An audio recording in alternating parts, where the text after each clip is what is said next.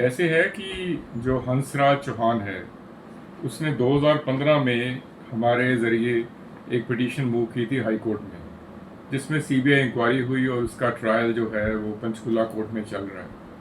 अब 2024 में हंसराज जो है वो डेरा के प्रेमियों के डर से वो बाहर चला गया, अमेरिका चला गया।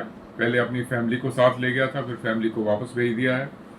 तो अब जो दो एप्लीकेशन उसने लगाई हैं हमारे ज़रिए, क्योंकि मैं उसका वकील हूँ, वो ये है कि एक तो उसका जो बयान है वो वीडियो कॉन्फ्रेंस के ज़रिए जो अमेरिका में वो वहाँ पर बैठा है वहीं से हो, और दूसरा उसकी फैमिली की सिक्योरिटी जो हटा दी गई है 24/5/2025 को, वो वापस रिस्टोर कराई जाए।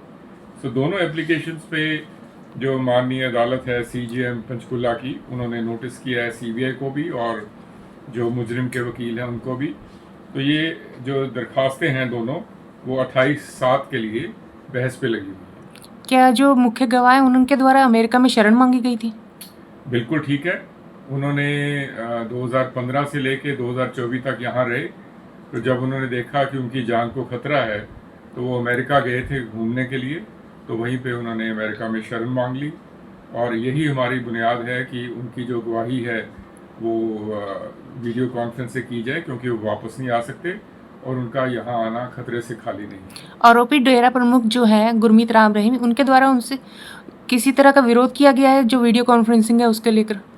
वीडियो कॉन्फ्रेंस का उन्होंने विरोध किया है। वो कहते हैं हम उसकी जो है क्रॉस एग्जामिनेशन वो चाहते हैं कि फिजिकली हो और वो यहाँ पे आ जाए, हम उसको सिक्योरिटी दिला देंगे और उसकी जान को कोई ख़तरा नहीं है। तो वो यूजुअल उन्होंने ऑब्जेक्शन ली है। हमारा ये कहना है कि वो वहाँ से आएगा तो उसकी जान को खतरा है। दूसरी बात ये है कि जब आप पॉलिटिकल असाइलम अप्लाई कर देते हैं किसी कंट्री में, तो आप वापस नहीं आ सकते, क्योंकि आपकी जान को खतरा है। इस ग्राउंड पे ही आपने पॉलिटिकल असाइलम अप्लाई किया है। और कानून में प्रावधान है, पुराने कानून में भी और नए में भी, कि वीडियो कॉन्फ्रेंस के ज़रिए जो है वो गवाही हो सकती है, तो क्यों ना अदालत करवाए। तो इसी बात के लिए हमने एप्लीकेशन लगाई हुई है। जो मुख्य गवाह है उनको या उनके परिवार को किसी प्रकार की धमकी दी जा रही है?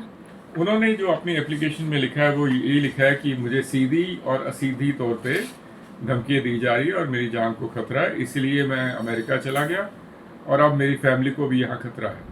ऐसे है कि जो हंसराज चौहान है उसने 2015 में हमारे ज़रिए एक पिटीशन मूव की थी हाई कोर्ट में, जिसमें सीबीआई इंक्वायरी हुई और उसका ट्रायल जो है वो पंचकुला कोर्ट में चल रहा है। अब 2024 में हंसराज जो है वो डेरा के प्रेमियों के डर से वो बाहर चला गया, अमेरिका चला गया। पहले अपनी फैमिली को साथ ले गया था, फिर फैमिली को वापस भेज दिया है। तो अब जो दो एप्लीकेशन उसने लगाई हैं हमारे ज़रिए, क्योंकि मैं उसका वकील हूँ, वो ये है कि एक तो उसका जो बयान है वो वीडियो कॉन्फ्रेंस के ज़रिए जो अमेरिका में वो वहाँ पर बैठा है वहीं से हो, और दूसरा उसकी फैमिली की सिक्योरिटी जो हटा दी गई है 24/5/2025 को, वो वापस रिस्टोर कराई है। सो दोनों एप्लीकेशंस पे जो माननीय अदालत है सीजीएम पंचकुला की, उन्होंने नोटिस किया है सीबीआई को भी और जो मुजरिम के वकील हैं उनको भी। तो ये जो दरखास्तें हैं दोनों, वो 28/7 के लिए बहस पे लगी हुई हैं। क्या जो मुख्य गवाह हैं उनके द्वारा अमेरिका में शरण मांगी गई थी? बिल्कुल ठीक है। उन्होंने 2015 से लेके 2024 तक यहाँ रहे। तो जब उन्होंने देखा कि उनकी जान को खतरा है तो वो अमेरिका गए थे घूमने के लिए, तो वहीं पे उन्होंने अमेरिका में शरण मांग ली।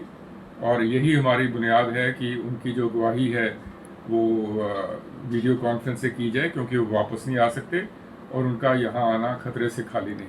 आरोपी डेरा प्रमुख जो है गुरमीत राम रहीम, उनके द्वारा उनसे किसी तरह का विरोध किया गया है जो वीडियो कॉन्फ्रेंसिंग है उसके लेकर? वीडियो कॉन्फ्रेंस का उन्होंने विरोध किया है। वो कहते हैं हम उसकी जो है क्रॉस एग्जामिनेशन वो चाहते हैं कि फिजिकली हो और वो यहाँ पे आ जाए, हम उसको सिक्योरिटी दिला देंगे और उसकी जान को कोई ख़तरा नहीं है। तो वो यूजुअल उन्होंने ऑब्जेक्शन ली है। हमारा ये कहना है कि वो वहाँ से आएगा तो उसकी जान को खतरा है। दूसरी बात ये है कि जब आप पॉलिटिकल असाइलम अप्लाई कर देते हैं किसी कंट्री में, तो आप वापस नहीं आ सकते, क्योंकि आपकी जान को खतरा है। इस ग्राउंड पे ही आपने पॉलिटिकल असाइलम अप्लाई किया है।